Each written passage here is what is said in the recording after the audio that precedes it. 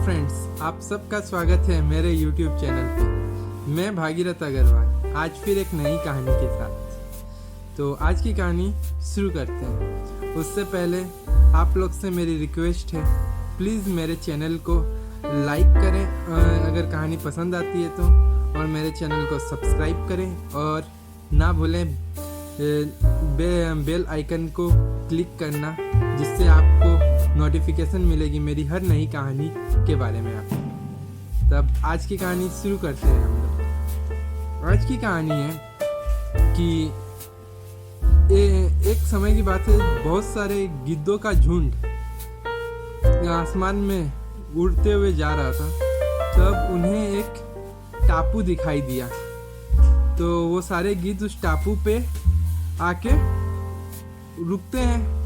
फिर वहाँ पे गिद्धों को दिखता है कि उस टापू के ऊपर उनके खाने पीने की और अच्छे रहने की अच्छी जगह है। वहाँ पे उन्हें उस टापू पे मछलियाँ, मेढक, ये सब बहुत सारी चीज़ खाने पीने की एकदम इजीली अवेलेबल थी उस टापू पे।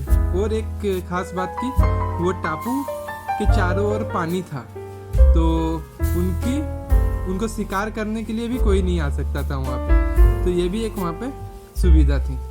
तो सारे गिद्धों को लगा इससे अच्छी कोई जगह नहीं है, और सब गिद्ध खुशी से वहाँ रहने लगे। ऐसे कुछ दिन बीत गए, उस बड़े खुशी से सब रहते थे वहाँ पे।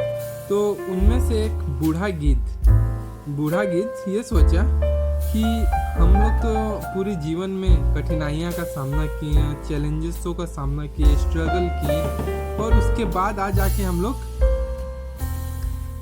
एक कठिन मजबूत पक्षी बन सके हैं। वो लोग माने जीवन का अनुभव कर सका है। और अगर वो बूढ़ा गिद्ध ये सोच रहा था कि अगर इन गिद्धों के सामने कोई कठिनाइयाँ ही नहीं आए तो ये आने वाले दिन में चुनौतियों का सामना ही नहीं कर पाएगी। ये सोचकर वो गिद्ध सभी गिद्धों को बुलाता है। वो बूढ़ा रहता है तो उसकी बात भी सब सुनते हैं। तो सबको बुला के बोलता है कि हम लोग वापस से जंगल चलते हैं। यहाँ पे रहने से हमें अपनी शक्ति का ही अनुभव नहीं हो रहा। यहाँ तक कि हम लोग अगर इस टापू पे ही रहते हैं तो हम लोग उड़ना भी भूल जाएंगे आने वाले दिनों में। तो ये बात सुन के किसी भी गिद्ध को पसंद नहीं आई। बोला कि कैसा आप बेवकूफ़ जैसी बात करता है। सब बोला बूढ़ा हो गए हो, तुम्हारे पास बुद्धि नहीं है, ऐसे बोल के सब उसकी बात इग्नोर कर दिया, और कोई उसके साथ जंगल में जाने को तैयार नहीं हुआ। तो बूढ़ा गिद्ध ने तो प्लान बना लिया था अपने बारे में। तो वो बूढ़ा गिद्ध तो अपने जंगल चला जाता है, और उसके साथ एक दो जन जो सहमत रहते हैं वो भी चले जाते हैं। तो कुछ दिन ऐसे बीत जाता है। तो फिर क्या होता है कि बूढ़ा गिद्ध एक बार फिर से उस टापू की ओर से जा रहा रहता है। तो सोचता है कि एक बार जाके टापू पे देखता हूँ मेरे बाकी लोग कैसे हैं। तो वहाँ पे जब जाता है तो वहाँ के हालात ही बदल गए रहते हैं। तो बूढ़ा गिद्ध सोचता है ये क्या हो गया यहाँ पे। तो देखता है वहाँ पे कि जितने भी गिद्ध मौजूद थे, जितने भी उस टापू के ऊपर, सब गिद्ध कुछ मर गए थे और कुछ जख्मी हालात में थे। तो जो जख्मी हालात में थे उस किसी एक से बूढ़े गिद्ध ने पूछा कि आपकी हालत ऐसे कैसे हो गई, इस टापू का ऐसा हाल कैसे हो गया। तो जख्मी एक गिद्ध बोलता है कि जैसे आप यहाँ से जंगल में चल गए थे, उसके बाद कुछ ही दिन बाद यहाँ पे एक जहाज से कुछ चीता सबको छोड़ दिया गया था उस टापू पे। और जब चीता छोड़ दिया तो चीता सब आकर के उन पे अटैक कर दिया और उन्हें मार दिया है।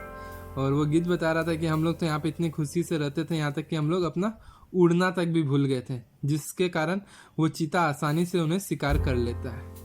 तो इस छोटी सी कहानी से मित्रों हम लोग यही सीखते हैं कि हमें जीवन में हमेशा कभी भी अपने कंफर्ट जोन में हमेशा नहीं रहना चाहिए। हमें हमेशा चैलेंजेसों का सामना करते रहना चाहिए। अगर हम लोग एक बार कंफर्ट जोन में ही अगर सरवाइव करने लग गए तो हम लोग जीवन की स्ट्रगल चैलेंजेस को भूल जाएंगे, और उसके बाद हमारे जीवन में अगर कभी भी कोई चैलेंजेस आएगा तो उसका सामना नहीं कर पाएंगे, और उस समय हम लोग पूरी तरह से टूट जाएंगे, बिखर जाएंगे। तो ये कहानी हमें यही बताती है कि हमें हमेशा कंफर्ट जोन से बाहर निकल करके हमेशा चुनौतियों का सामना करना चाहिए और जीवन में आगे बढ़ते रहना चाहिए। तो आज की कहानी हमें यहीं समाप्त करता हूँ मैं। तो अगर पसंद आई हो तो प्लीज़ लाइक ज़रूर करिएगा। Thank you.